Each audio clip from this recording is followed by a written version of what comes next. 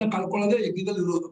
ಯಜ್ಞದಲ್ಲಿ ಏನ್ ಮಾಡ್ತಾರೆ, ಸ್ವತ್ವ ಪರಿತ್ಯಾಗೋ ದೇವತಾ ದಿಶೆ ಸ್ವತ್ವ ಪರಿತ್ಯಾಗೋ ಯಾಗ ಅಂತಾರೆ.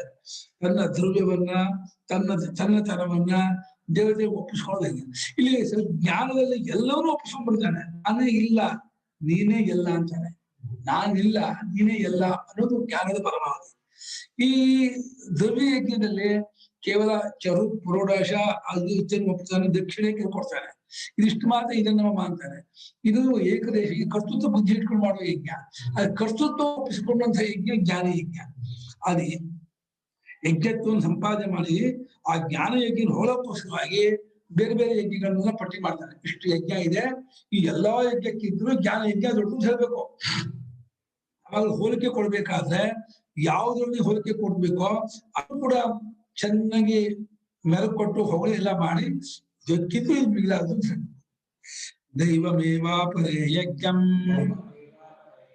ಯೋಗಿನ ಪರ್ಯುಪಾಸತೆ ಬ್ರಹ್ಮಾಜ್ಞಾವಪರೇ ಯಜ್ಞಂ ಯಜ್ಞೇನೈವೋಪಜುಹ್ವತಿ. ಅಪರೇ ಯೋಗಿನ ಅಂತ. ಕೆಲವು ಜನ ಯೋಗಿಗಳು ದೈವ ಯಜ್ಞವನ್ನೇ ಯಾವಾಗಲೂ ಪರ್ಯುಪಾಸತೆ, ಪರಿ ಅಂದ್ರೆ ಸಮಂತ ಉಪಾನ ಸಮೀಪದಿಂದ ಆಸಕ್ತಿಯನ್ನು ಅಲ್ಲೇ ಕೊಡುತ್ತೆ. ಇನ್ನು ಇಂದಾದಿಗಳು ಯಜ್ಞ ಮಾಡೋದೇ ಜೀವನದ ಪರಮ ಧ್ಯೇಯ, ಪರಮ ಶ್ರೇಷ್ಠವಾದದ್ದು ಅಂತ ಸರ್ವದಾ ಈ ದಿನ ಒಂದು ಯಜ್ಞ ಹುಡುಕ್ತಾ ಇರ್ತಾರೆ ಅವರು. ಇವತ್ತು ಈ ಯಜ್ಞ ಮಾಡ್ತೀವಿ, ಇವತ್ತು ದಾಕ್ಷಾಯ ಯಜ್ಞ ಮಾಡ್ತೀವಿ, ಇವತ್ತು ದಶಪೂರ್ಣವಾಸ ಮಾಡ್ತೀವಿ, ನಾಳೆ ಆಗ್ರಹ ಮಾಡ್ತೀವಿ, ಅವೆಯಿಂದ ಸೂಕ್ತ ಮಾಡ್ತೀವಿ, ಬೇರೆ ಬೇರೆ ಯಜ್ಞ ಮಾಡ್ತೀವಿ. ಯಾವ್ಯಾವ ಯಜ್ಞ ಇದೆ ವೇದದಲ್ಲಿ ನೋಡಿ ಯಜ್ಞ ಮಾಡ್ತಾ ಇರೋದು ಒಂದು ಕರ್ಮಿಗಳ ಸ್ವಭಾವ. ಇನ್ನು ಕೆಲವರು ಬ್ರಹ್ಮವೆಂಬ ಅಗ್ನಿಯಲ್ಲಿಯೇ ಬ್ರಹ್ಮಾಗ್ರ ಹಿಂದೆ ಬ್ರಹ್ಮ ಆ ಅಗ್ನಿಯಲ್ಲಿ ಯಜ್ಞೇನ ಅಂದ್ರೆ ಜೀವನನ್ನ ಅದರಲ್ಲಿ ಹೋಮ ಮಾಡುದು ಅಂದ್ರೆ ಅಭೇದ ದರ್ಶನ ಕಂಡುಕೊಂಡು ಯಜ್ಞ ಮಾಡ್ತಿರ್ತಾರೆ. ಅಂದ್ರೆ ಯಾವಾಗ ತೋರ್ತಾ ಇದೆಯಲ್ಲ ಇದು ಹಗ್ಗ ಅಂತ ತಿಳ್ಕೊಳ್ಳೋ ಹಾಗೇನೆ ಈ ಜೀವನ ತೋರ್ತಾ ಇದೆಯಲ್ಲ ಇನ್ನು ಬ್ರಹ್ಮ ಅಂತ ಕಂಡ್ಕೊಳ್ಳುವಂತ ಯಜ್ಞ ಮಾಡ್ತಿರ್ತಾರೆ ನೋಡಿ.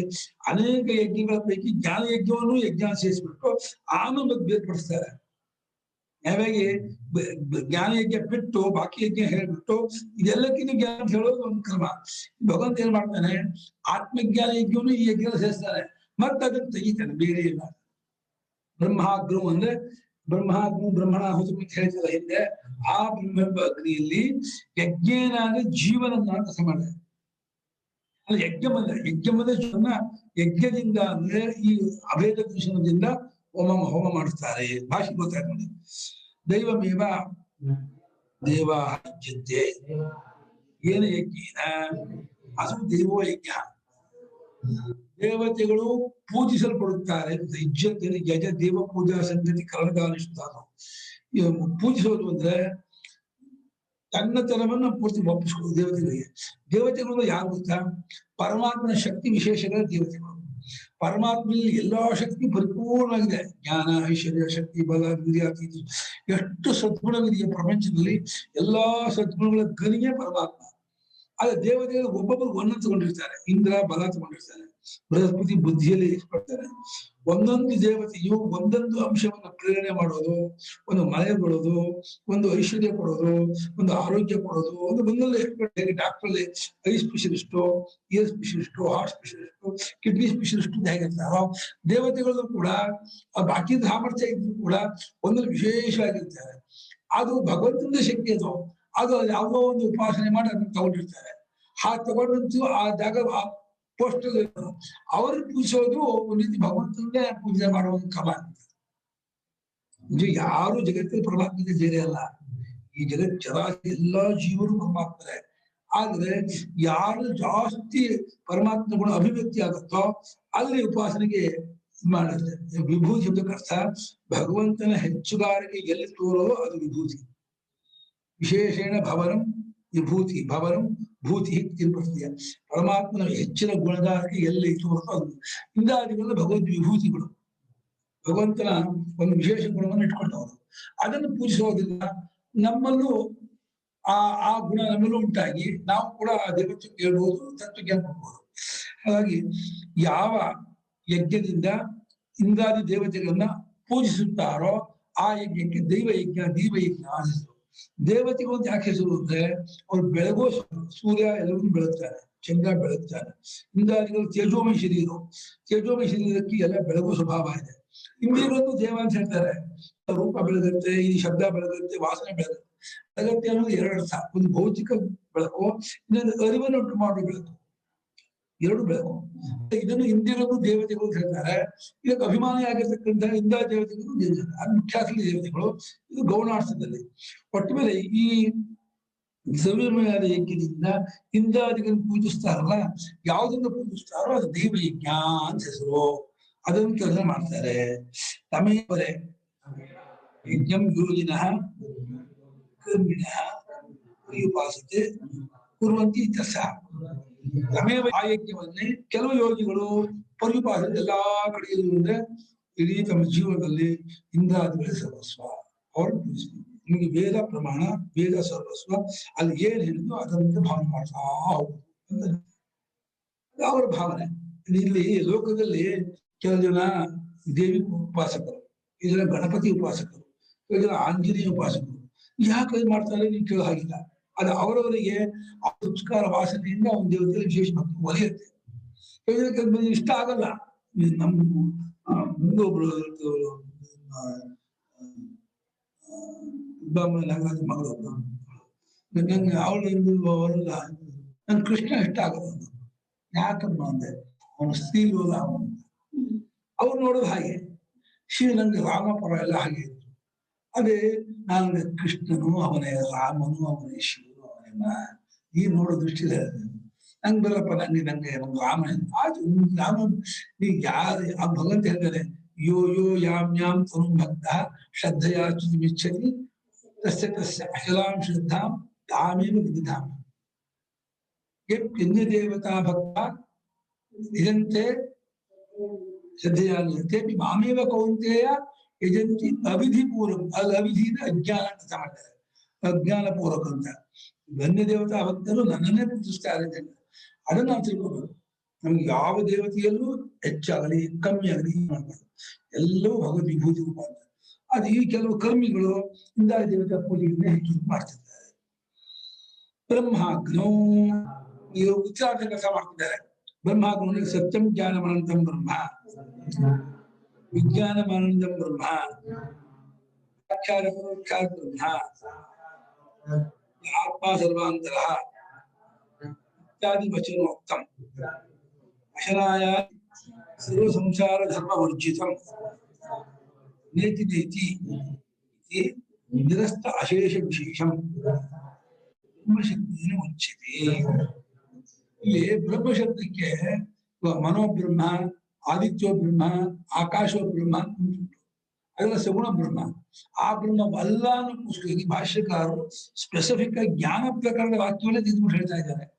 ಇದು ಸತ್ಯಂ ಅನಂತಂ ಬ್ರಹ್ಮ ಅಂತಿದೆ. ಚೈತ್ಯದಲ್ಲೇ ಕಂಡುಕೊಳ್ಳಬೇಕಾದ ಯಾವುದಕ್ಕೆ ವಿಕಾರವಿಲ್ಲವೋ ಅದು ಸತ್ಯ, ಯಾವುದು ಯಜ್ಞಪ್ತಿ ಸ್ವರೂಪವೋ ಅದು ಜ್ಞಾನ ಬ್ರಹ್ಮ, ಯಾವುದಕ್ಕೆ ದೇಶಕಾಲ ಅವಸ್ಥೆಯಿಂದ ಪರಿಚಯ ಇಲ್ಲವೋ ಅದು ಅನಂತ. ಅಂದ್ರೆ ನಿರ್ಗುಣವನ್ನೇ ಹೇಳ್ತಾ ಇರುವ ವಾಕ್ಯ. ಉಪಾಸನಾ ಬ್ರಹ್ಮ ಅಲ್ಲ. ಉಪನಿಷತ್ತಿನಲ್ಲಿ ಉಪಾಸ್ಯ ಬ್ರಹ್ಮ, ಜ್ಞೇಯ ಬ್ರಹ್ಮ ನಡೆಸ್ತಾ ಇದೆ.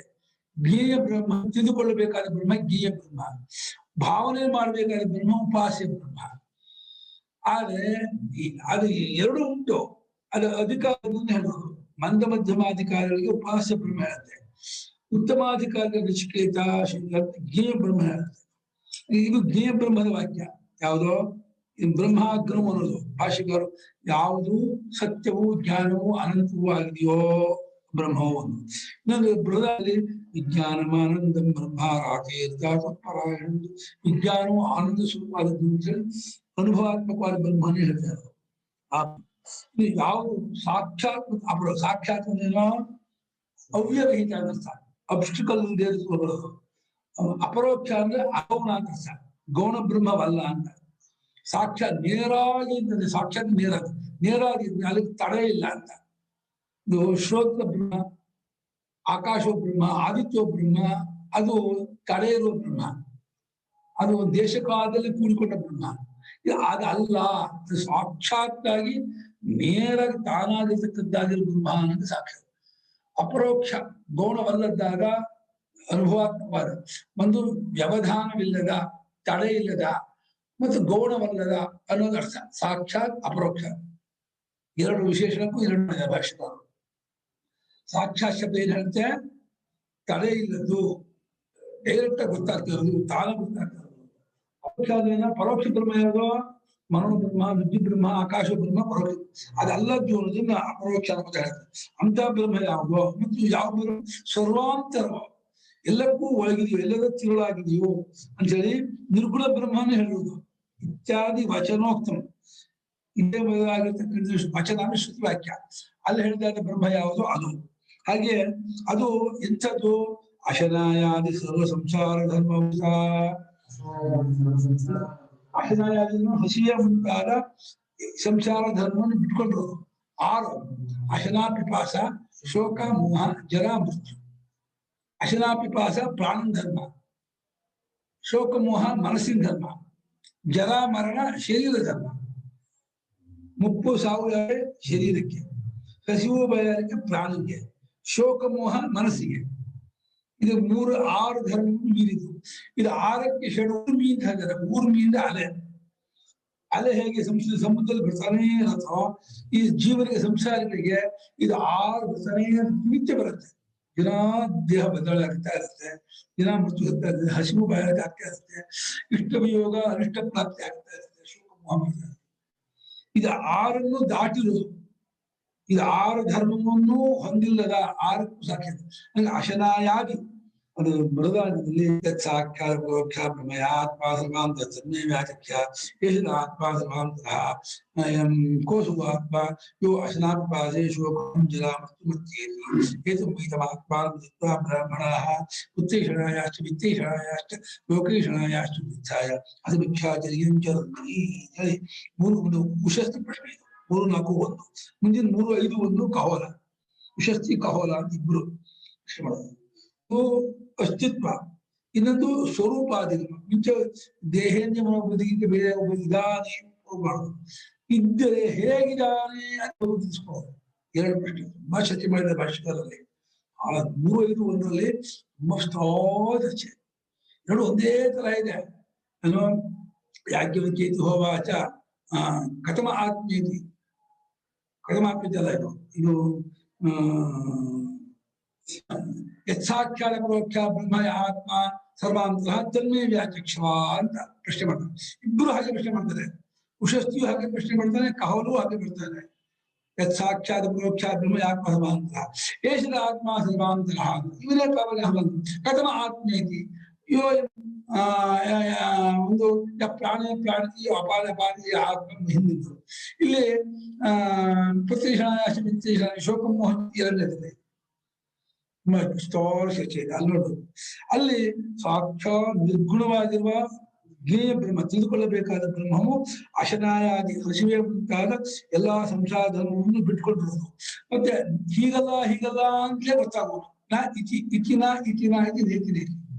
ನೇತಿ ಇತಿ ಯಜ್ಜದ್ ಆರೋಪ್ಯತೆ ತತ್ಸರ್ವ ನಾನಾಗಿ ನಿಷಿದ್ಯತೆ. ಇತಿ ಶಬ್ದ ಪ್ರಕಾರಾರ್ಥಕ ಪ್ರಕಾರವಚನ. ಪ್ರಕಾರ ವಚನಂ ಯಸ್ಯ ಶಬ್ದಸ್ಯ ಸ್ವಯಂ ಶಬ್ದ ಪ್ರಕಾರವಚನ. ಪ್ರಕಾರವನ್ನು ಈ ಪ್ರಕಾರವಾಗಿದ್ದು ಇತಿ ಶಬ್ದ. ಇತಿ ಯಜ್ಜದ್ ಮೂರ್ತಂ ವಾ ನ ಅಮೂರ್ತಂ ವಾ ನ. ಮೂರ್ತ ಅತೀತಂ. ಮೂರ್ತ ಪೃಥ್ವಿವ್ಯಕ್ತಿದೇಶು, ಅಮೂರ್ತ ವಾಯು ಆಕಾಶ. ಮೂರ್ತ ರಹಿತವಾದ್ದು. ಅಥವಾ ನೇತಿ ವೀಪ್ಸ. ವೀಪ್ಸ ಅಂದ್ರೇನೋ ವಿರುಕ್ತಿ ವೀಪ್ಸ. ದಿನ ಬರ್ತಾನೆ. ದಿನ ಅಂದ್ರೆ 2 ಸಲ ಹೇಳಿ 2 ದಿನ ಬರ್ತಾನೆ ಅಂತಲ್ಲ, ಪ್ರತಿನಿತ್ಯ ಬರ್ತಾನೆ ಅಂತ. ಹಾಗೆ ವೀಪ್ಸ ಅಂದ್ರೆ ಸರ್ವವನ್ನು ಅನುಗಳಿಗೆ ಯಜ್ಜದ್ ಕಲ್ಪ್ಯತೆ ಆರೋಪ್ಯತೆ ತತ್ಸರ್ವ ನ ಇತಿ ನೇತಿ. ಈ ರೀತಿ ಅರ್ಥ ಮಾಡಿದ್ದಾರೆ ಭಾಷೆಗೆ. 2 ಅರ್ಥ ಮಾಡಿದ್ದಾರೆ ನೇತಿಗೆ. ಇದೊಂದು ಉಪದೇಶ ಪ್ರಕಾರ ಅಂತ ತಗೊಂಡಿದ್ದಾರೆ. ಹೀಗೆ ಉಪದೇಶ ಮಾಡಬೇಕೇ ಹೊರತು ಅದು ಪ್ರಸಿದ್ಧವಾದ ಸ್ವರೂಪವಾದದ್ದಾದ್ರಿಂದ ಅದನ್ನ ಏನು ತಪ್ಪ ಆರೋಪ ಮಾಡಿದ್ರೆ ಅದನ್ನ ತೆಗೆದುಹಾಕುವ ಮೂಲಕ ತಿಳಿಸ್ಕೊಡ್ಬೇಕು. ಅದನ್ನ ಹಾಗೆ ಇತಿನದು ಉಪದೇಶದ ಅತ್ಯಂತ ಸಮೀಪತಮವಾದ ಉಪದೇಶ ಯಾವುದು ಅಂದ್ರೆ ನೇತಿನದು. ನೀವು ಸತ್ಯಂ ಜ್ಞಾನವಂತ ಬ್ರಹ್ಮ, ವಿಜ್ಞಾನ ಮಾಡಿದ ಬ್ರಹ್ಮ ಅನ್ನೋದೆಲ್ಲ ಅಜ್ಞಾನಕ್ಕೂ ಉಪದೇಶ. ಇದು ನಿಷೇಧ ಉಪದೇಶವೇ ಸಮೀಪತಮವಾದ ಉದ್ದೇಶ. ಯಾಕಂದ್ರೆ ನಿಷೇಧ ಶೇಷ ಜಯತಾ ಅಶೇಷ, ನಿಷೇಧನಾಗಿಯೇ ಉಳಿಯುವ ಆತನು ಏನೇನು ಆರೋಪ ಮಾಡ್ಕೊಂಡು ತೆಗೆದಾಗ ಉಳಿಯುವನು ಆತನೇ ಅಶೇಷನಾಗಿ ನಿಶೇಷನಾಗಿ ಎಲ್ಲ ತುಂಬಿದ್ದಾನೆ. ಅದೆಲ್ಲ ಆ ಪರಮಾತ್ಮನನ್ನು ನೀತಿ ನೀತಿ ಅಂತ ಹೇಳ್ಕೊಳ್ಬೇಕು ಹೇಳಿ ಉಪನಿಷತ್ತು ಹಾಗೆ ಅಶಬ್ದ ಸ್ಪರ್ಶ ಪರೋಪಮ ಪ್ರಿಯಂ ಅದು ನಮ್ಮಲ್ಲಿ ಅಸ್ಥೂಲ ಮರಣೋಹ್ರಸ್ವದೀರ್ಘಂ ಈ ರೀತಿ ಉಪದೇಶ ಮಾಡುವಂಥದ್ದು. ಸೂತ್ರ ಭಾಷೆಯಲ್ಲಿ ಒಂದು ಸೂತ್ರ ಇದೆ, ನ ಸ್ಥಾನತೋ ಉಭಯಲಿಂಗಂ ಸರ್ವತ್ರಿ ಅಂತ ಪೂರ್ಣ ಅಧ್ಯಾಯದಲ್ಲಿ ಬ್ರಹ್ಮವನ್ನ ವಿಧಿ ಪ್ರಧಾನ ಉಪದೇಶ ಮಾಡುವ ವಾಕ್ಯಗಳು, ನಿಷೇಧ ಪ್ರಧಾನ ಉಪದೇಶ ಮಾಡುವಂತಹ ವಾಕ್ಯ. ಇದರಲ್ಲಿ ಯಾವುದು ಸಮೀಪತವಾದ ಉದ್ದೇಶ ಅಂದ್ರೆ ನಿಷೇಧ ಪ್ರಧಾನವಾದ ಸಮೀಪ ಅಂತ ಹೇಳಿದ್ರೆ, ಯಾಕೆಂದ್ರೆ ಅದು ಹತ್ತಿರ ಉಪದೇಶ. ವಿಧಿ ಪ್ರಧಾನವಾಗಿ ಹೇಳೋದು ಅಧ್ಯಾರೋಪ ದೃಷ್ಟಿಯಿಂದ ಹೇಳುತ್ತೆ. ಸತ್ಯತ್ವ ಅಧ್ಯಾರೋಪ ಮಾಡಿ ಈಗ ಅಲ್ಲ, ವಿಕಾರವಾದ ಅಲ್ಲ ಅಂತ ವಿಕಾರದಿಂದ ಬುದ್ಧಿಯನ್ನು ಬಿಡಿಸೋಕ್ಕೋಸ್ಕರ ಸತ್ಯ ಅಂತ ಅಧ್ಯಾರೋಪ, ಹಾಗೆ ಜಡದಿಂದ ಬಿಡಿಸೋಕ್ಕೋಸ್ಕರವಾಗಿ ಜ್ಞಾನ ಅಂತ ಅಧ್ಯಾರೋಪ, ಹಾಗೆ ಪರಿಚ್ಛಿನ್ನತೆಯಿಂದ ಬಿಡಿಸೋಕೆ ಅನಂತ ಅಂತ ಅಧ್ಯಾರೋಪ. ಅದಕ್ಕಿಂತ ನೇತಿ ಉಪದೇಶವೇ ಹತ್ತಿರವಾದ ಉಪದೇಶ ಅಂತ ತೀರ್ಮಾನ ಮಾಡಿದ್ದಾರೆ. ಹಾಗಾಗಿ ಅಶನಾಯಾದಿ ಹಸಿವೆ ಮುಂತಾದ ಎಲ್ಲಾ ಸಂಸಾರವನ್ನು ಬಿಟ್ಕೊಂಡಿರುವ ನೇತಿ ನೇತಿ ನಿರಸ್ತ ಅಶೇಷ ಅಶೇಷಾಶ್ಚ ವಿಶೇಷಾಶ್ಚ ಅಶೇಷ ವಿಶೇಷ ನಿರಸ್ತಾಃ ಅಶೇಷ ವಿಶೇಷಾಃ ಯಸ್ಮಿನ್ ತತ್ ನಿರಸ್ತಾಶೇಷ ವಿಶೇಷಂ ಯಸ್ಮಿನ್ ಬ್ರಹ್ಮಣಿ ತತ್ ನಿರಸ್ತಾಶೇಷ ವಿಶೇಷಂ. ಎಲ್ಲಾ ವಿಶೇಷವನ್ನು ಹಾಕಿದ್ದಾಗಿರುವ ತತ್ವವನ್ನ ಬ್ರಹ್ಮಾನ ಶಬ್ದದಿಂದ ಉಚ್ಯತೆ, ಬ್ರಹ್ಮಶಬ್ದೇನ ಲಕ್ಷ್ಯತೆ ಎಂಬುದಾಯ್ತು. ಅದೇನು ಹತ್ತ ಬ್ರಹ್ಮಶಬ್ದದಿಂದ ಅದಕ್ಕೆ ಇಂಡಿಕೇಟ್ ಮಾಡುತ್ತೆ ಹೊರತು ಬ್ರಹ್ಮಶಬ್ದ ಗೊತ್ತಿವಲ್ಲ. ಲೋಕದಲ್ಲಿ ಈ ಪುಸ್ತಕ ಶಬ್ದಕ್ಕೆ ವಾಚ್ಯಾರ್ಥ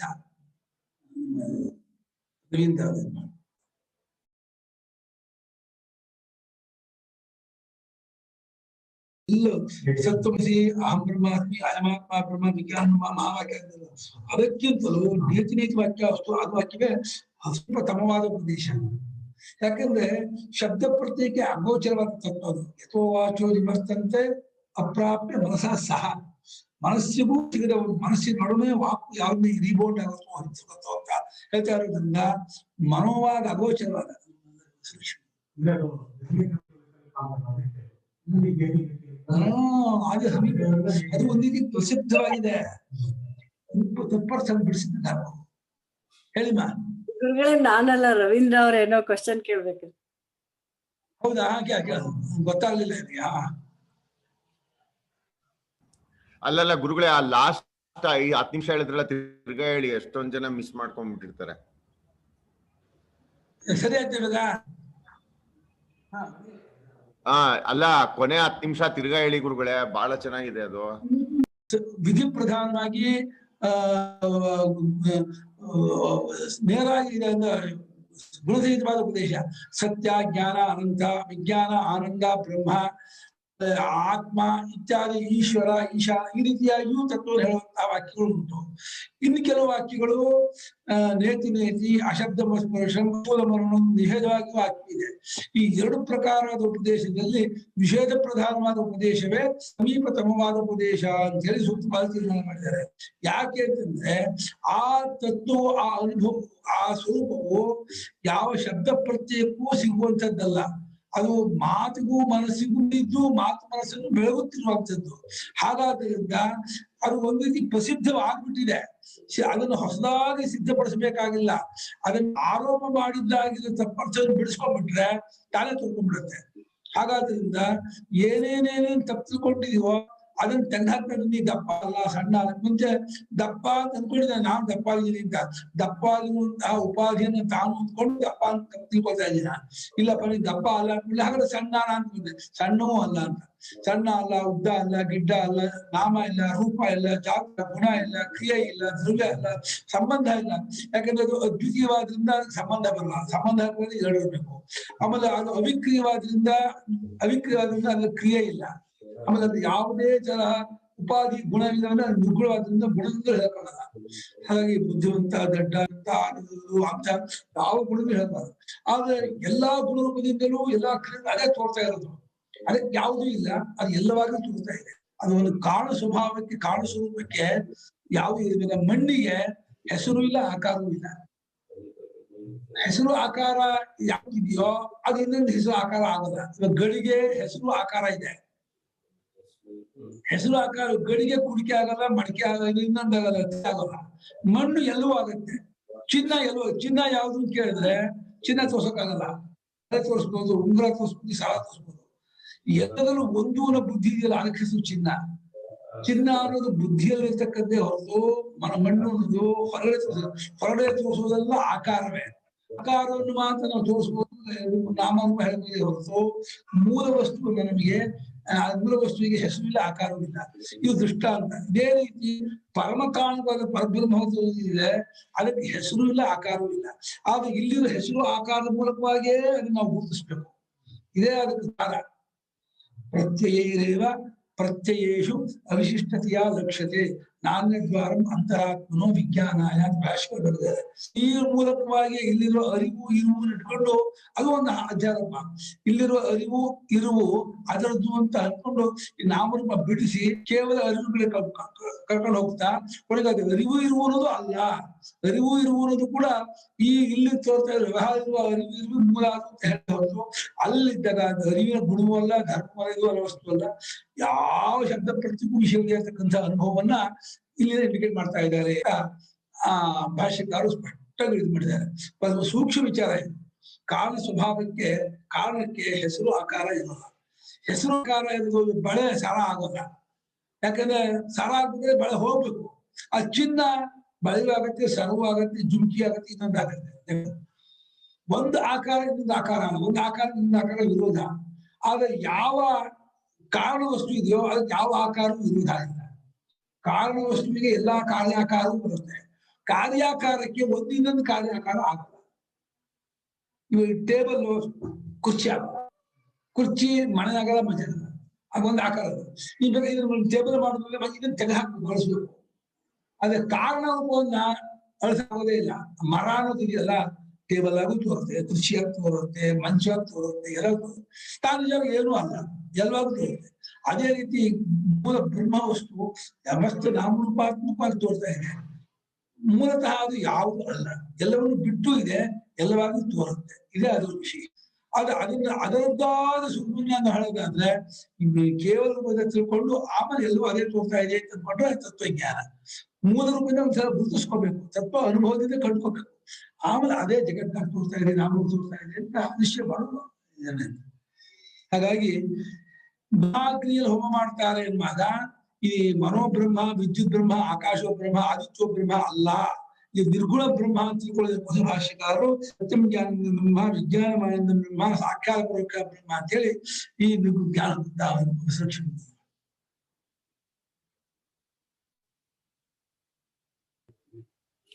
ಗುರುಗಳೇ, ನೀವು ನಿಷೇಧ ಶೇಷ ಅಂತ ಹೇಳಿದ್ರಲ್ಲ, ಅದು ಇನ್ನೊಂದ್ಸಲ ಹೇಳ್ಬೇಕಾಗಿತ್ತು ಗುರುಗಳೇ. ನಿಷೇಧ ಶೇಷೋ ಜಯಿತಾದಶೇಷ ಅಂತ ಗಜೇಂದ್ರ ಮುಖ್ಯದ ವಾಕ್ಯ ಇದು. ಆತ್ಮಾಪ್ತ ಗ್ರಹವಿತ್ತ ಜನೇಶು ಶಕ್ತಿ ದುಷ್ಪ್ರಾಪಣಾಯ ಗುಣಸಂಗ ವಿವರ್ಜಿತಾಯ ಮುಕ್ತಾತ್ಮಭಿಸ್ವಹೃದಯೇ ಪರಿಭಾವಿತಾಯ ಜ್ಞಾನಾತ್ಮನೇ ಭಗವತೆ ನಮೈಶ್ವರಾಯ. ಧರ್ಮ ಕಾಮಾರ್ಥ ವಿಮುಕ್ತಿ ಕಾಮಾಃ ಭಜಂತೆ ಇಷ್ಟಾನ್ ಕೃತಿವಾಪ್ನುವಂತಿ ಕಿಂತ್ವಾಶಿಶೋ ರಾತ್ರಿವಿದೇಹಮವ್ಯಯಂ ಕರೋತು ಮೇಧದಯೋ ವಿಮೋಕ್ಷಣಂ ಏಕಾಂತಿನೋ ಯಸ್ಯ ಕಂಚನಾರ್ಥಂ ವಾಂಛನ್ತಿ ಏವೇ ಭಗವದ್ಭವನ್ನಾಃ ತತ್ತದ್ಭುಜಂ ತಚ್ಚರಿತಂ ಮಂಗಲಂ ಕಾಯಂತಿ ಆನಂದ ಸಮೃದ್ಧಮಾಃ ತಮಕ್ಷರಂ ಬ್ರಹ್ಮಪರಂ ಪದೇಹಂ ಅವ್ಯಕ್ತಮಾಧ್ಯಾತ್ಮಿಕ ಯೋಗಗಮ್ಯಂ ಅತೀಂದ್ರಿಯಂ ಸೂಕ್ಷ್ಮಂತಮಾದ್ಯಂ. ಇನ್ನು ಹಿಂದೆ ಬರುತ್ತೆ ಅಲ್ಲಿ ವಿಶೇಷ ಶೇಷೋ ಜಯಿತಾದಶೇಷ ಅಂತ. ಪರಮಾತ್ಮ ವಿಶೇಷ ಶೇಷ ಎಲ್ಲವನ್ನು ಅಲುಗಳಾಗ ಉಳಿದಾತನು, ಅದೇ ಅಶೇಷನಾಗಿ ತೋರ್ತಾ ಇದ್ದಾನೆ ಅಂತ. ಗಜೇಂದ್ರ ಮುಖ್ಯದ ಬರೋ ಶ್ಲೋಕ ಇದು ಭಾಗವತದಲ್ಲಿ ಬರುತ್ತಾ ಗಜೇಂದ್ರ ಮುಖ್ಯದ ಬರುತ್ತೆ.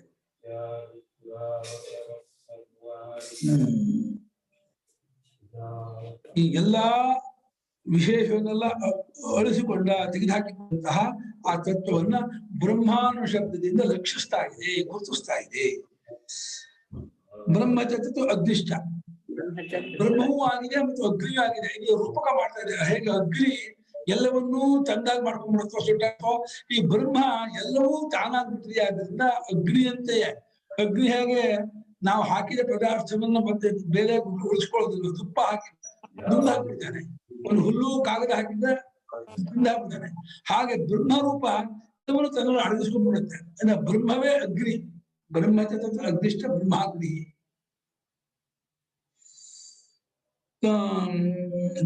ಸಹ ಹೋಮಾಧಿಕರಣ ವಿವಕ್ಷೆಯ ಬ್ರಹ್ಮಾಗ್ನಿ.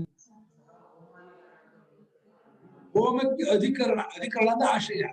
ಇವಾಗ ಹೇಗೆ ಅಗ್ನಿಯಲ್ಲಿ ತುಪ್ಪ ಹೋಮ ಮಾಡ್ತಾರೋ, ಬ್ರಹ್ಮದಲ್ಲಿ ಎಲ್ಲವನ್ನು ಹೋಮ ಮಾಡುದು ಅನ್ನೋ ಅರ್ಥವನ್ನ ಹೇಳಬೇಕು ಅಂತ ಅಂದ್ಕೊಂಡಿದೆ. ವಿವಕ್ಷ, ವಸ್ತುನಿಷ್ಠ ವಿವಕ್ಷ. ಬ್ರಹ್ಮವೆಂಬ ಸ್ವರೂಪದಲ್ಲಿ ಸಮಸ್ತವನ್ನು ಅಳಿಸಿಕೊಳ್ಳಬೇಕೆಂಬ ವಿವಕ್ಷೆಯನ್ನು ಇಟ್ಕೊಂಡು ಇಲ್ಲಿ ಬ್ರಹ್ಮಾಗ್ನಿ ಅಂತ ರೂಪಕ ಮಾಡಿದೆ. ನಿಜವಾಗಿ ಬ್ರಹ್ಮ ಸ್ವರೂಪ ಯಾವುದು ಅಧಿಕರಣವೂ ಅಲ್ಲ, ಕರ್ತವ್ಯವೂ ಅಲ್ಲ, ಹಿಡಿಬೇಕಾದದ್ದು ಅಲ್ಲ, ಹಿಡಿಯುವಂಥದ್ದು ಅಲ್ಲ. ಆದ್ರೆ ವಸ್ತುತ ಅದೇ ಎಲ್ಲವೂ ಆಗಿರೋದು. ಅದೇ ಆ ರೂಪದಿಂದ ಕಂಡುಕೊಂಡಾಗ ಅದು ಯಾವುದು ಉಳಿಯಲ್ಲ ಅನ್ನೋಸ್ಕರವಾಗಿ ಬ್ರಹ್ಮನ ಅಗ್ನಿ ಅಂತ ಹೇಳ್ತಾ ಇದೆ. ಹೋಮಕ್ಕೆ ಅಧಿಕರಣವಾಗಿ ಹೇಳಬೇಕು ಇಷ್ಟಪಟ್ಕೊಂಡವರಾಗಿ ಬ್ರಹ್ಮಾಗ್ನಿ ಅಂತ ಹೇಳ್ತಾರೆ. ತಸ್ಮಿನ್ ಬ್ರಹ್ಮಾಗ್ನೋ ಅಪರೇ ಅನ್ಯೇ ಯಜ್ಞಂ ಶಬ್ದವಾಚ್ಯ ಆತ್ಮ. ಆ ಬ್ರಹ್ಮವೆಂಬ ಅಗ್ನಿಯಲ್ಲಿ ಯಜ್ಞವನ್ನು ಹೋಮ ಮಾಡುತ್ತಾರೆ ಅಂತಿದೆ. ಯಜ್ಞವನ್ನು ಹೋಮ ಮಾಡುವುದರ ಅರ್ಥ ಏನು ಅಂದ್ರೆ ಭಾಷೆಗಳಿಂದ ಯಜ್ಞ ಶಬ್ದ ವಾಚ್ಯವಾದ ಜೀವಾತ್ಮನ ಜೀವಾತ್ಮ ಯಜ್ಞ. ಹಾಗೆ ಯಜ್ಞ ಶಬ್ದಕ್ಕೆ ಜೀವಾತ್ಮ ಎಲ್ಲ ಅರ್ಥ ಇದೆ ನೋಡಿ. ಆತ್ಮನಾಮಸು ಯಜ್ಞ ಶಬ್ದಸ್ಯ ಪಾಠ. ಎಲ್ಲಿ ಯಾಸ್ಕ ನಿಘಂಟುವಿನಲ್ಲಿ ಯಾಸ್ಕರು ನಿಘಂಟು ಅಂದ್ರೆ ಡಿಕ್ಷನರಿ, ಅಲ್ಲಿ ಆತ್ಮ ಶಬ್ದ ಪರ್ಯಾಯ ಮಾಡುವಾಗ ಯಜ್ಞ ಅನ್ನೋ ಪದವನ್ನು ಸೇರಿಸಿದ್ದಾರೆ. ಅದಕ್ಕೆ ಹೀಗೆ ಪ್ರಜ್ಞಾ ಶಬ್ದ ಹೇಳಿದಾಗ ಮಾಯಾ ಶಬ್ದವನ್ನು ಹಾಕಿದ್ದಾರೆ. ಹಾಗೆ ಮಾಯಾ ಶಬ್ದಕ್ಕೆ ಪ್ರಜ್ಞಾ ಅಂತ ಅರ್ಥ. ಹೀಗೆ ಆ ಭಕ್ತ ಅಂಧ ಇದೆಲ್ಲ ಅನ್ನ ಶಬ್ದಕ್ಕೆ ಅರ್ಥ ಇದೆ. ಯಾಸ್ಕ ನಿಘಂಟನ್ನು ಓದ್ಬೇಕು, ತುಂಬಾ ಚೆನ್ನಾಗಿದೆ. ಅದು ವೇದಕ್ಕೋಸ್ಕರವಾಗಿ ಇರತಕ್ಕಂಥ ನಿಘಂಟು. ಆ ನಿಘಂಟಲ್ಲಿ ಆತ್ಮ ಜೀವಾತ್ಮನ ವಿಜ್ಞಾನಾತ್ಮ, ಜೀವಾತ್ಮ, ಆಮೇಲೆ ಸಂಸಾರಿ ಆತ್ಮ ಅಂತ ಹೇಳುವಾಗ ಅವನು ಅದರಲ್ಲಿ ಉಪಾಧ್ಯಾತ್ಮ ಯಜ್ಞವನ್ನು ಹಾಕ್ತಿದ್ದಾರೆ. ವೇದದಲ್ಲಿ ಆ ರೀತಿ ಪ್ರಯೋಗ ಉಂಟು ಅಂತ. ಯಾಸ್ಕರು ಸ್ವತಂತ್ರ ಏನು ಮಾಡಿಲ್ಲ. ಯಾಸ್ಕರು ವೇದವನ್ನೆಲ್ಲ ನೋಡಿ ಯಾವ ಅರ್ಥದಲ್ಲಿ ಯಜ್ಞಾನ ಪದ ಬಳಸಿದೆ ನೋಡಿ, ಓ ಆತ್ಮ ಅನ್ನೋ ಅರ್ಥದಲ್ಲೂ ಯಜ್ಞ ಶಬ್ದವನ್ನು ಬಳಸಿದೆ ಇಲ್ಲಿ ಅಂತ ಹೇಳಿ ಈ ರೀತಿಯಾಗಿ ಅವ್ರು ಮಾಡುವುದರಿಂದ ಈ ಯಜ್ಞ ಶಬ್ದಕ್ಕೆ ನಾವು ಆತ್ಮ ಜೀವಾತ್ಮ ಇಟ್ಕೋಬೇಕು. ಜೀವಾತ್ಮ ಯಜ್ಞ ತೋರ್ಬೇಕು.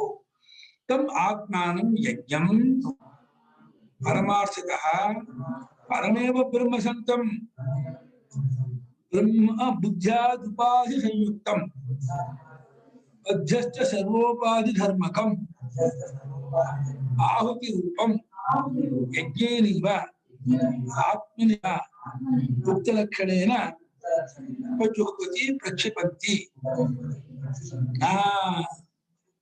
ಇದು ಆತ್ಮಜ್ಞಾನವನ್ನೇ ಹೇಳ್ತಿರೋದು. ತಮ್ ಯಜ್ಞಂ ಆತ್ಮ, ಆ ಯಜ್ಞ ರೂಪರಾದ ಜೀವಾತ್ಮನನ್ನ ನಾನು ತೋರ್ತಾ ಇದ್ದಾನಲ್ಲ, ಈ ನಾನು ತೋರ್ತಾ ಇರುವಂತ ಜೀವಾತ್ಮನನ್ನ ಅವು ಪರಮಾರ್ಥಗಳು ಯಾರು? ಪರಮಾರ್ಥದ ಪರಮೇವ ಬ್ರಹ್ಮಸಂತಂ. ರಿಯಲಿ ಜೀವ ಯಾರು ಕೇಳಿದ್ರೆ ಅದು ಪರಮಾತ್ಮನೇ. ಈ ಘಟಾಕಾಶ ರಿಯಲಿ ಏನು ಕೇಳಿದ್ರೆ ಘಟಾಕಾಶ ಮಹಾಕಾಶವೇ. ಘಟಾಕಾಶ ಅಂದ್ರೆ ಒಂದು ಬೇರೆ ಆಕಾಶ ಇಲ್ಲ. ಈ ರೂಮಿನ ಆಕಾಶ, ಈ ರೂಮ್ 8/10 ಅಂತಂದ್ರೆ 8/20 ಆಕಾಶಕ್ಕಿಲ್ಲ. ಗೋಡೆಯಿಂದ ಬಂದ ಅಳತೆ, ರಿಯಲಿ ಆಕಾಶಕ್ಕೆ ಅಳತೆ ಇಲ್ಲ. ಹಾಗೆ ಜೀವ ಮಾಡ್ಬಿಟ್ಟು ನಿಜವಾಗಿ ಪರಮಾತ್ಮನಿಗೆ ಜೀವತ್ವ ಇಲ್ಲ, ಜೀವಾತ್ಮ ಬೇರೆಯಾಗಿಲ್ಲ.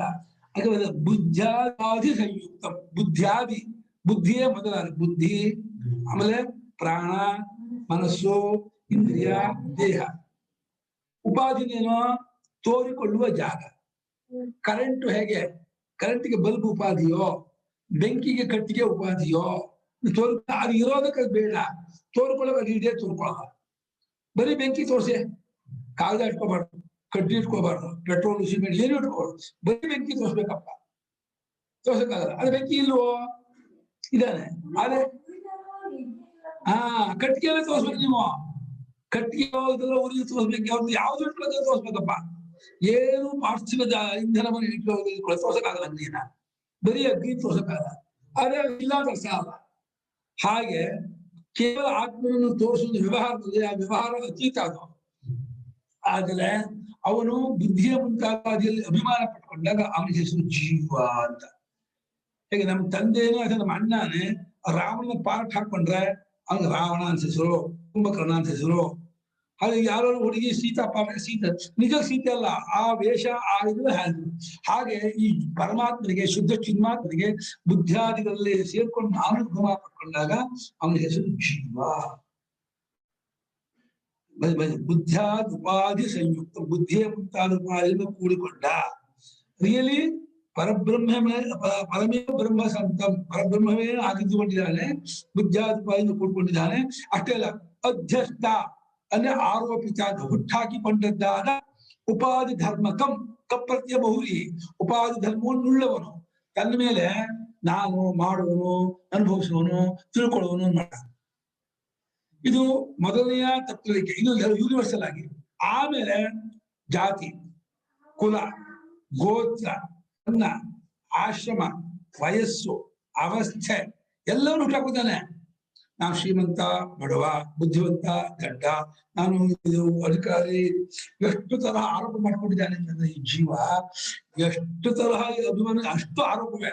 ಯಾವ ಅಭಿಮಾನವೂ ವಸ್ತುತ ಅಲ್ಲ. ಅಭಿಮಾನ ಪದವೇ, ಅಭಿನ ಹೆಚ್ಚಾಗಿ ಮನ್ಯತೆ ತಿಳಿಯುತ್ತಾನೆ ಅಂದ್ರೆ ಅಭಿಮಾನ. ರಿಯಲಿ ಅದು ಅಲ್ಲ, ಹಾಗಿಲ್ಲ. ಹೆಚ್ಚಾಗಿ ತಿಳಿಯೋದಕ್ಕೆ ಅಭಿಮಾನ. ತಪ್ಪಿಳಿಕೆಯಿಂದ ಆದ ವಿಶೇಷ.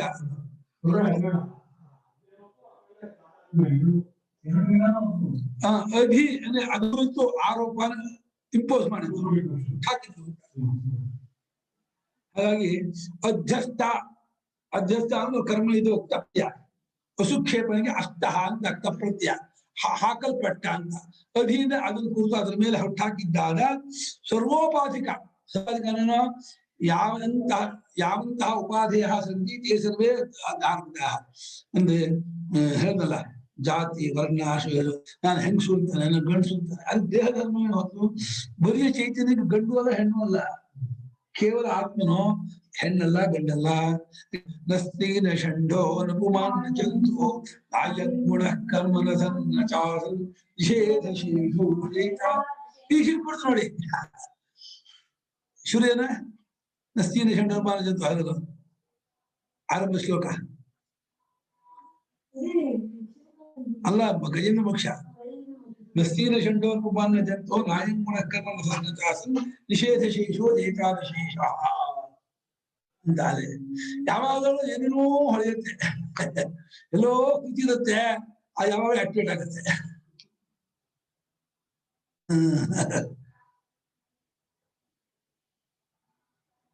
ಹೀಗೆ ಅಧ್ಯಸ್ಥ ಹುಟ್ಟಾಕಿಕೊಂಡದ್ದಾದ ಎಲ್ಲಾ ಉಪಾಧಿ ಧರ್ಮವನ್ನು ಉಳ್ಳದ್ದಾದ ಆ ಜೀವನ ಆಹುತಿ ರೂಪ. ಹೇಗೆ ತುಪ್ಪ ಆಹುತಿ ಕೊಡ್ಬೇಕಾದದ್ದು ಚರು ಪ್ರೋಡಾಶ, ಹಾಗೆ ಜೀವನನ್ನು ಇವಾಗ ಹಾಕ್ಬೇಕು. ಅದನ್ನ ಹಾಕೋದ್ರಿಂದ ಏನೋ ಕ್ರಿಯೆ ಅಲ್ಲ, ಮತ್ತೇನು, ಹಾವನ್ನ ಹಗ್ಗದಲ್ಲಿ ಹಾಕಬೇಕು. ಹಾವನ್ನ ಹಗ್ಗದಲ್ಲಿ ಹಾಕೋದ್ರಿಂದ ಏನೋ ಹಾವಿಲ್ಲ, ಹಗ್ಗದಲ್ಲಿ ಹಾಕ್ತಾ ಇದೆ. ಹಾಗೆ ಜೀವನನ್ನ ಆ ಪರಮಾತ್ಮ ಹಾಕೋದು ಅಂದ್ರೆ ಜೀವತ್ವ ಅವಿದ್ಯಾ ಕಲ್ಪಿತ ತೋರಿಕೆ, ಪರಮಾತ್ಮನೇ. ಘಟಾಕಾಶ ಮಹಾಕಾಶದಲ್ಲಿ ಹಾಕೋದ್ರಿಂದ ಏನ್ ಮಾಡ್ತೀರಾ ನೀವು? ಸರಿಯಾಗಿ ಲಕ್ಷಿಸಿ ನೋಡಿ, ಘಟಾಕಾಶ ಅಂತ ಆಕಾಶ ಇಲ್ಲ, ಘಟೋಪಾಧಿಯಲ್ಲಿ ಘಟಾಕಾಶ ಅನ್ಸ್ಕೊಂಡಿದೆ, ಇದು ಮಹಾಕಾಶವೇ. ಘಟಾಕಾಶ ಇದೆ, ಅದು ಮಹಾಕಾಶವೂ ಅಲ್ಲ. ಘಟಾಕಾಶಗಳಿಂದ ಮಹಾಕಾಶ ಅಂತ ಬರೀ ಆಕಾಶ, ಆಕಾಶ ಮಾತ್ರ ಅದು. ಹಾಗೆ ಅದು ಬ್ರಹ್ಮ ಅಂತಂದಿದ್ದು ಇದು ಪರಿಚ್ಛಿನ್ನವನ್ನು ಇಟ್ಕೊಳ್ಳೋದು ಬ್ರಹ್ಮ ಅನ್ಬೇಕು. ಪರಿಚ್ಛಿನ್ನವೇ ಯಾವ್ದು ಇದೆ, ಹೋದ್ರೆ ಬ್ರಹ್ಮ ಯಾಕಾಗುತ್ತದ? ಬ್ರಹ್ಮ ಅನ್ನೋದು ಕೂಡ ದೊಡ್ಡದು ಚಿಕ್ಕದು ಇಟ್ಕೊಳ್ತಾನೆ. ಹಾಗೆ ಗಂಡ ಅನ್ನೋದು ಹೇಗೆ ಹೆಂಡತಿ ಇಟ್ಕೊಂಡ್ಬಂದದ್ದು, ಹೆಂಡತಿ ಅನ್ನೋದು ಗಂಡ ಇಟ್ಕೊಂಡ್ಬಂದದ್ದು, ಬರೀ ಒಂದಕ್ಕೆ ಯಾವ ಹೆಸರು ಇಲ್ಲ, ಆಕಾರವೂ ಇಲ್ಲ, ಜಾತಿ ಇಲ್ಲ. ಹಾಗೆ ಜೀವತ್ವೋಪಾಧಿಯಿಂದ ಅದನ್ನ ಬ್ರಹ್ಮ ಅಂತ ಅನ್ಕೊಂಡು ಈ ಜೀವತ್ವವು ಅವಿದ್ಯಾ ಕಲ್ಪಿತ ಅಂತೇಳಿ ಅಧ್ಯಸ್ಥ ಸ್ವಲ್ಪ ಎಲ್ಲಾ ಉಪಾಧಿಯನ್ನು ಹುಟ್ಟಾಕಿಕೊಂಡಂತಹ ಅದನ್ನ ಸರಿಯಾಗಿ ದೃಷ್ಟಿಸಿ ನೋಡುದು, ವೃಚ್ಚಿಸಿ ನೋಡುವುದ್ರ ಮೂಲಕ ಆ ಅನುಭವಗಳು ಸಾಕ್ಷಾತ್ ಪರಮೇಶ್ವರೇ ಅವಸ್ಥಿತಿ ನಿಕಾಶ ಉತ್ತಮ ಪ್ರತಿಜ್ಞಾ ಸಿದ್ಧಿ ಲಿಂಗವಾಷ್ಪದತ್ಸಹ ಉತ್ಕೃಮಿಸಿದೇವ ಭಾವಾಯ ಚೂಡು ನೋಮಿ ಅವಸ್ಥಿತಿ ನಿಕಾಶೆ ಬಾಲ್ಕೊಳ್ಳೋ ಜೋಪಾನ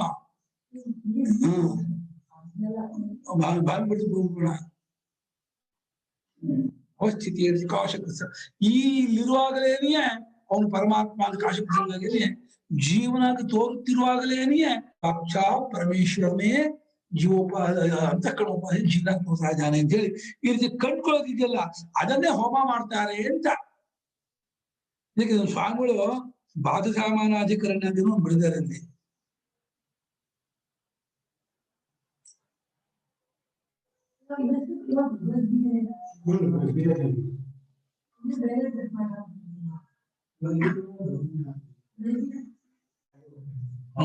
ಮುಂದಿದೆ ಆದಿಪೂರ್ವ ಸಮಾಧಿ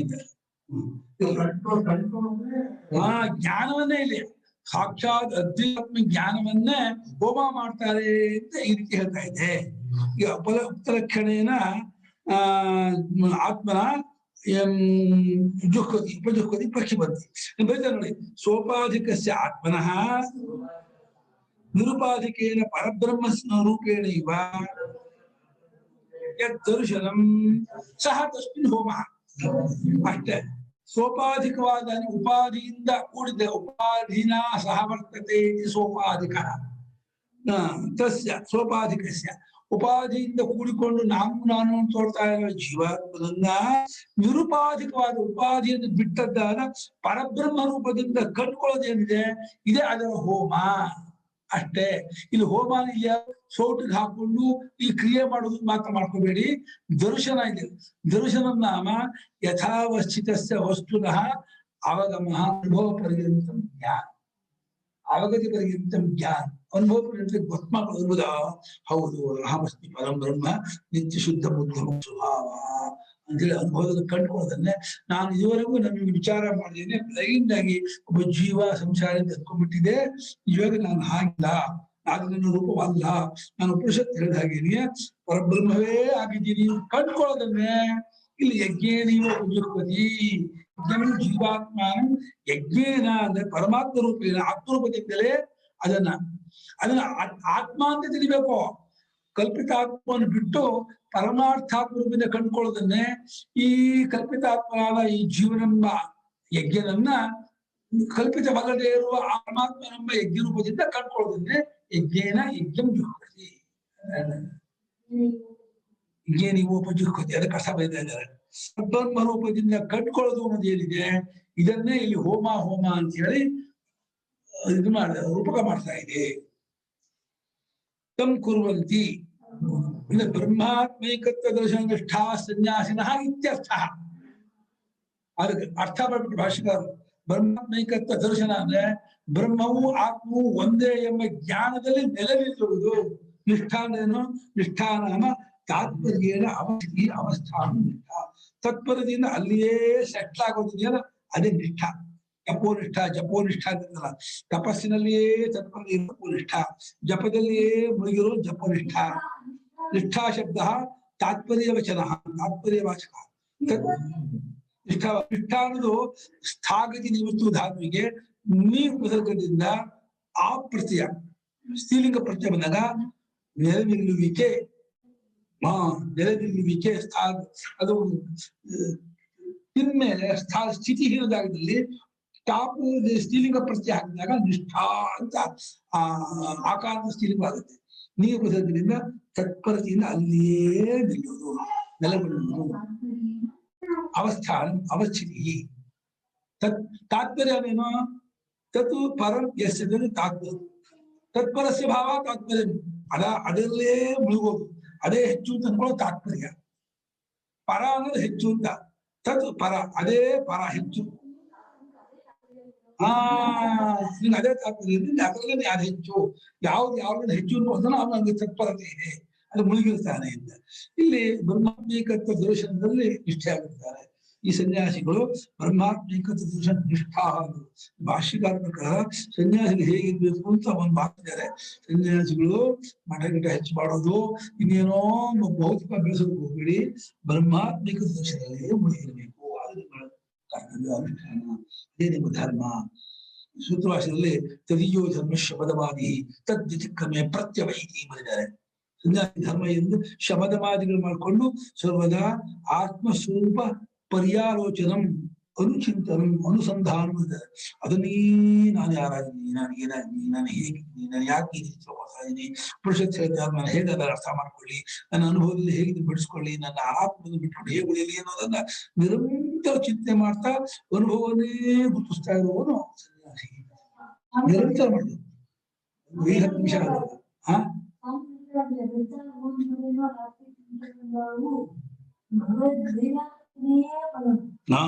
ಅದೇ ಸಿದ್ಧ ಮಾಡೋದೇ ಅದನ್ನು ಮಾಡುತ್ತಾರೆ. ಆ ಯಜ್ಞವನ್ನು ಮಾಡ್ತಾರೆ. ಬ್ರಹ್ಮಾತ್ಮಿಕ ದರ್ಶನದಲ್ಲಿಯೇ ನೆಲೆ ನಿಂತವರಾಗಿರ್ತಾರೆ. ಅವರು ಸನ್ಯಾಸಿಗಳು ಸೇರಿಸಿದ್ರು ಪದಾನ ಭಾಷಿಕರು. ಇದನ್ನು ಮಾಡೋರೆಲ್ಲ ಸನ್ಯಾಸಿಗಳು ಅರ್ಥ. ಸನ್ಯಾಸಿಗಳು ಮಾತ್ರ ಸನ್ಯಾಸಿಗಳಿಗೆ ಬಂದು ಪೇಟೆಂಟ್ ಮಾಡ್ತಾ ಇಲ್ಲ. ಈ ನಿಷ್ಠೆಯಲ್ಲಿ ಯಾವಾಗಲೂ ಯಾರು ಇರ್ತಾರೋ ಸ್ತ್ರೀಯ ಸತೀ ತಾವು ಮೇ ಪುಂಸಾಹು ಹೇಳುತ್ತೆ. ಹೆಂಗಸಾಗಿರ್ಲಿ ಇದ್ರಲ್ಲಿ ಅಂಶವಾಗಿ ಗಂಡಸು ಅಂತಾರೆ. ಗಡ್ಡಾಮಿ ಗಂಡಸ್ಥಾನ ಅಲ್ಲ. ಗಂಡಸ್ಥಾನ ಅಂದ್ರೆ ವಿವೇಕ ವೈರಾಗ್ಯದಿಂದಲೂ ಸರ್ವದ ಆತ್ಮಚಿಂತನೆಯಿಂದಲೂ ಬರುತ್ತೆ. ಪುರುಷತ್ವ ಪುರುಷ ಅದು ಬರಬೇಕು. ಭೋಗಾಸಕ್ತಿನಾದ ವಿಷಯಾಸಕ್ತಿನಾದ ಅವನು ಹೆಂಗಸೆ ಅವನು ಅಂತ. ಪುರುಷ ಸ್ತ್ರೀ ಅನ್ನೋದನ್ನು ಲೋಕದಲ್ಲಿ ಬೇರೆ ಅರ್ಥ ಮಾಡ್ತಾರೆ. ಶ್ರುತಿ ಮಾತ್ರ ಭೋಗ ಪ್ರಧಾನವಾದವರು ಸ್ತ್ರೀಯರು, ವಿವೇಕ ಪ್ರಧಾನ ಅವರು ಇಬ್ಬರು. ಅವ್ರ ಲಿಂಗದಿಂದ ಹೆಂಗಸೇ ಆಗಿರ್ಲಿ, ಮೈತ್ರಿ ಗಾರ್ಗಿ ಎಲ್ಲ ಯಾವ ಗಂಡಸಿಗೂ ಯಾವ ಎಲ್ಲ ಯಾಜ್ಞಕ್ಕೆ ಸಮಾನವಲ್ಲ. ಅದು ಹಾಗಿರ್ಬೇಕು. ಅದು ನಮ್ಮ ಧರ್ಮವೇ. ಆ ರೀತಿ ಇರೋದು ಇದೆ ಹೊರತು ಭೋಗಾಸಕ್ತಿನ ಅಂದ್ರೆ ಸ್ತ್ರೀಗೆ ಅರ್ಥ. ಈ ಸನ್ಯಾಸಿ ಅನ್ನೋ ಪದವನ್ನ, ಒಂದು ಆಶ್ರಮವನ್ನ, ಒಂದು ಬಟ್ಟೆಯನ್ನು ಹೇಳ್ತಾ ಇದ್ದೀವಿ. ಈ ನಿಷ್ಠೆಯ ನಡವಳಿಕೆಯನ್ನು ಹೇಳ್ತಾ ಇದ್ದಾರೆ. ಈ ನಡವಳಿಕೆ ನಿಷ್ಠೆ ಇಟ್ಕೊಂಡವರು ಲಕ್ಷ್ಮೀದಲ್ಲ. ಆ ಯಾವ ಸನ್ಯಾಸಿಗಳು ಕಮ್ಮಿ ಅಲ್ಲ. ಲಕ್ಷ್ಮಿ ಯಾವಾಗಲೂ ಆತ್ಮವಿಚಾರ ಚಿಂತಲೇ ಇರ್ತಾರೆ.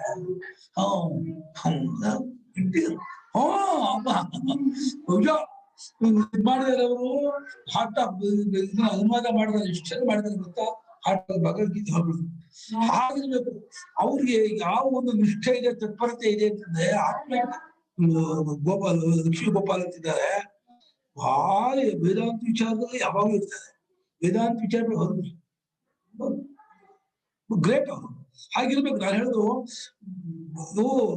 ದೈವಾಯತ್ನ ಕೊಲೇಜ್ ಹುಟ್ಟಿದೆಯಲ್ಲ, ನಮ್ ಸ್ವಾತಂತ್ರ್ಯ ಇಲ್ಲ, ಹೇಗೋ ಹುಟ್ಟುಬಿಟ್ಟಿದ್ದೀವಿ. ಆದ್ರೆ ಈ ತತ್ವ ಚಿಂತನೆ ಮಾಡೋದು ನಿಮ್ ಕೈಲಿದೆ. ಅದು ಪೌರುಷ. ಮದಾಯತ್ತಂತೂ ಪೌರುಷ, ದೈವಾಯತ್ತಂ ಕುಲೇ ಜನ್ಮ, ಮದಾಯತ್ತಂತೂ ಆಯತ್ತನ ಅಧೀನ. ಚಿಂತನೆ, ತತ್ವ ಚಿಂತನೆ ಮಾಡೋದಕ್ಕೆ ಎಲ್ಲರಿಗೂ ಫುಲ್ ಅಧಿಕಾರ ಇದೆ. ಹುಟ್ಟಲ್ಲಿ ಇವಾಗ ಗಂಡಸು ಹೆಂಗಸಾಗಲ್ಲ, ಹೆಂಗಸಾಗಲ್ಲ, ಅದು ಪ್ರಕೃತಿ. ಆದ್ರೆ ಹೆಂಗಸ ಹುಟ್ಟಿದ ಮಾತ್ರಕ್ಕೆ ನನ್ ಕೀಳು, ಗಂಡಸು ಹುಟ್ಟಿದ ಅದೆಲ್ಲ ಹುಚ್ಚು ಬರಂತದ್ದು. ಅದೆಲ್ಲ ಏನೂ ಇಲ್ಲ. ಯಾರಿಗೆ ಭಗವದ್ಭಕ್ತಿ, ಅಂತರ್ಮುಖತೆ, ತತ್ವನಿಷ್ಠೆ ಇದಿತ್ತು ಅವರೇ ನಿಜವಾದ ಸನ್ಯಾಸಿ.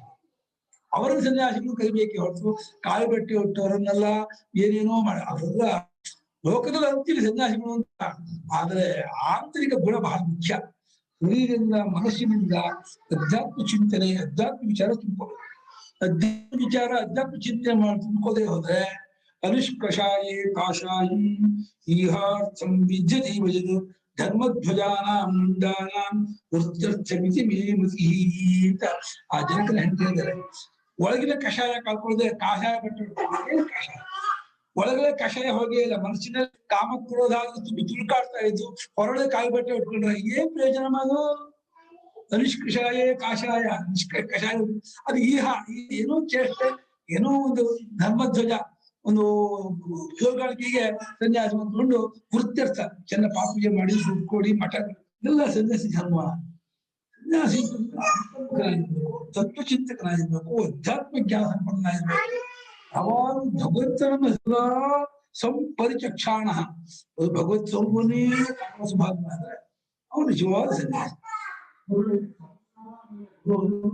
ಖಂಡಿತ ಸಂಸ್ಕಾರದಿಂದ ಆಗೋದೇ ಇಲ್ಲ. ಸಂಸ್ಕಾರ ಬಹಳ ಮುಖ್ಯ. ಸಂಸ್ಕಾರ ಬರೋದೇ ಮಾಡಿ ಬರೋದು ಅಲ್ಲ. ಕ್ಯಾರಿ ಆಗೋದು ಅವತ್ತು ಮಾಡಿರ್ಬೇಕಲ್ಲ. ಇವತ್ತು ಮಾಡ್ತಾ ಇದ್ದೆ ಇದು ಸಂಸ್ಕಾರ ಮುಂದೆ ಕ್ಯಾರಿ ಆಗುತ್ತೆ. ಯಾವತ್ತೂ ಸಂಸ್ಕಾರ ಸುಮ್ಮನೆ ಇರಲ್ಲ. ಸಂಸ್ಕಾರ ಮಾಡಿ ಸಂಸ್ಕಾರವಾಗತ್ತೆ. ಈಗ ನೀವು ಇದನ್ನೇ ಮಾಡ್ತಾ ಇದ್ರೆ ಮುಂದಿನ ಜನಕ್ಕೆ ಇದು ಕ್ಯಾರಿ ಆಗುತ್ತೆ. ಅದನ್ನು ಇದನ್ನೇ ಮಾಡೋನಾಗಿ ಇದಲ್ಲೇ ಬೆಳೀತಾ ಇದ್ದಾದ್ರೆ ಅವ್ರು ನಿಜವಾದ ಸನ್ಯಾಸಿ ಆಗ್ತದೆ. ಭಾಷ್ಯಕಾರರು ಅದನ್ನೇ ಇಲ್ಲಿ ಬ್ರಹ್ಮಾತ್ಮಿಕ ನಿಷ್ಠಾ ಯೇ ತೇವ ಸನ್ಯಾಸಿನ ಇತ್ಯರ್ಥಃ. ಆತ್ಮೈಕತ್ವ ದರ್ಶನದಲ್ಲಿ ಅದು ಕಂಡುಕೊಳ್ಳುವುದು ಅನ್ನೋ ಪ್ರಯತ್ನದಲ್ಲಿ ಕಂಡುಕೊಂಡವರು ಅವ್ರು ಬಿಡಿ, ಅವ್ರು ಕೃತಾರ್ಥರು, ಅವ್ರನ್ನ ಹೇಳ್ಬೇಕಾಗಿಲ್ಲ. ಕಟ್ಕೊಳ್ಳೋದು ಪುಸ್ತಕವಾಗಿ ಯಾರು ಅದನ್ನೇ ಕೂತಿರ್ತಾರೋ ಅವರೇ ಸನ್ಯಾಸಿಗಳು. ಅದನ್ನ ಮಾಡ್ತಾ ಇರ್ತಾರೆ. ಸಾಧಕರು ಇಲ್ಲಿ ಸಿದ್ಧರಾದವರು, ಜ್ಞಾನಿಗಳನ್ನ ನೀವು ಏನ್ ಹೇಳಿದ್ರು ಅವ್ರಿಗೆ ಹೇಳ್ಬೇಕಾಗಿಲ್ಲ. ಆದ್ರೆ ಸಾಧಕರಿಗೆ ಇಲ್ಲಿ ಒತ್ತು ಕೊಡ್ತಾ ಇದ್ದಾರೆ. ಅಧ್ಯಾತ್ಮ ಜ್ಞಾನವನ್ನು ಯಾವಾಗಲೂ ಭಗವತ್ ಚಿಂತನೆ ಬಿಟ್ಟು ಯಾವ ಕಾರಣಕ್ಕೂ ಲೌಕಿಕ ಚಿಂತನೆ ಬರಬೇಕು. ಅದು ಅವನಿಗೆ ಅಪಚಾರ, ಆಶ್ರಮಕ್ಕೂ ಅಪಚಾರ, ಶಾಸ್ತ್ರಕ್ಕೂ ಅಪಚಾರ, ದೇಶಕ್ಕೂ ಅಪಚಾರ, ಲೋಕಕ್ಕೂ ಅಪಚಾರ ಮಾಡಬಾರ್ದು.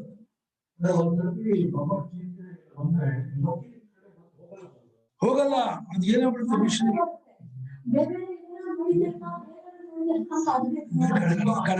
ಕಳಕ್ತಿದೆ. ಸ್ವಯಂ ಸಮ್ಯಕ್ಷಣ ಯಜ್ಞ ದೈವಯಜ್ಞಾದಿಷು ಯಜ್ಞೇಷು ಪಕ್ಷಿಪ್ಯತೆ ಇತ್ಯಾದಿ ಶ್ಲೋಕೈಃ ಪ್ರಸ್ತುತಃ ಶ್ರೇಯಾನ್ ದ್ರವ್ಯಮಯಾದಿಜ್ಞಾತ್ಯನೈಕ್ಯ ಪರಂತಪ ಇತ್ಯಾದಿ ನಾಸ್ತುತ್ಯರ್ಥಂ. ಶ್ರೇಯಾತ್ ದ್ರವ್ಯಮಯಾತ್ ಯಜ್ಞಾತ್ ಜ್ಞಾನಯಜ್ಞ ಪರಂತಪ ಇತ್ಯಾದಿನ ಸ್ತುತ್ಯರ್ಥಂ.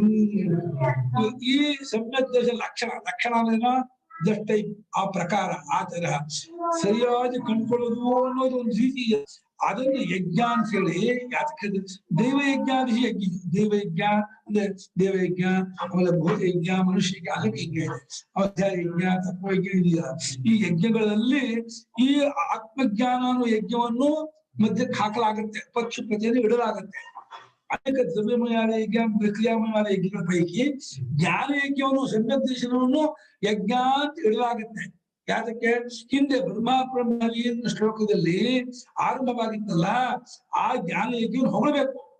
ಈ ದ್ರವ್ಯಮಯವಾದ ಯಜ್ಞಕ್ಕಿಂತ ಜ್ಞಾನ ಯಜ್ಞ ಹೆಚ್ಚಿದ್ದು. ದ್ರವ್ಯಮಯನೇನು ಒಂದನ್ನು ಇಟ್ಕೊಂಡು ಮಾಡೋದು ದ್ರವ್ಯಮಯ. ತುಪ್ಪ ಇಟ್ಕೊಂಡು ಹೋಮ ಮಾಡೋದು, ಚರು ಪ್ರೋಡಾಶ ಇಟ್ಕೊಂಡು ಮಾಡೋದು, ಗರ್ಭೆ, ನೀರು, ಅಗ್ನಿ, ಋತ್ವಿಜರು, ಕಾಲದೇಶ ಇಟ್ಕೊಂಡು ಮಾಡುವಂತ ಯಜ್ಞ ಅಂದ್ರೆ ದ್ರವ್ಯ ಯಜ್ಞ. ದ್ರವ್ಯ ಅಂದ್ರೆ ಪದಾರ್ಥ, ವ್ಯಕ್ತಿಗಳನ್ನು, ಪದಾರ್ಥಗಳನ್ನು ಇಟ್ಕೊಂಡು ಮಾಡುವಂತ ಯಜ್ಞ ದ್ರವ್ಯ. ಎಲ್ಲಾ ಯಜ್ಞಕ್ಕಿಂತ ಜ್ಞಾನ ಯಜ್ಞ ಶ್ರೇಯಾನ್ ಪ್ರಶಸ್ತ ತರ ಹೆಚ್ಚಿರೋದು ಅಂತ ಹೇಳಿ ಅವಳಕೋಸವಾಗಿ ಈ ರೀತಿ ಅವಳಕೋಸಲ್ಲಿ ಅದನ್ನು ಒಂದು ಇಲ್ಲಿ ಹಾಕ್ಬಿಟ್ಟು ಆಮೇಲೆ ಮತ್ ಮುಂದೆ ಇದು ಎಲ್ಲಕ್ಕಿಂತ ಉತ್ತಮ ಅಂತ ಮಾಡ್ತಾರೆ. ಮುಂಚೆ ಯಜ್ಞ ಪಟ್ಟಿಯಲ್ಲಿ ಇದನ್ನು ಸೇರಿಸ್ಬಿಡ್ತಾರೆ. ಆಮೇಲೆ ಅದನ್ನ ನೀರು ತೆಗಿಬಿಟ್ಟು ಇದು ಉತ್ತಮ ಪರಂತಪ ಅಂತ ಹೇಳಿ ಹಾಕಮ್ಮ. ಆಯ್ತು, 11 ಗಂಟೆ ಆಯ್ತು. ಗೀತಾಜಿ ಅನ್ನರ್ಥ ಇದು ಸಾರ್ಥಕ ಆಯ್ತು.